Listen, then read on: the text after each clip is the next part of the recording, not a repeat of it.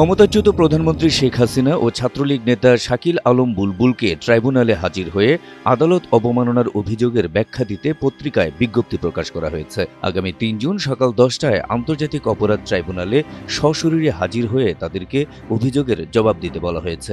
আন্তর্জাতিক অপরাধ ট্রাইব্যুনাল ১-এর নির্দেশে ট্রাইব্যুনালের রেজিস্ট্রার ASM রুহুল আমিন স্বাক্ষরিত নোটিশটি সোমবার যুগান্তর এবং নিউ এজ পত্রিকায় প্রকাশিত হয়েছে।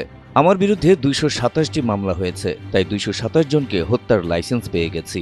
শেখ হাসিনার এমন বক্তব্যের একটি অডিও কিছুদিন আগে ভাইরাল হয়। ওই কথোপকথনের ফরেনসিক পরীক্ষা করে সেটি হাসিনার বলে সত্যতা পাওয়ার কথা জানায় ট্রাইব্যুনালের প্রসিকিউশন। ওই বক্তব্যের জন্য তার বিরুদ্ধে আদালত অবমাননার আবেদন করা হয় আন্তর্জাতিক অপরাধ ট্রাইব্যুনালে।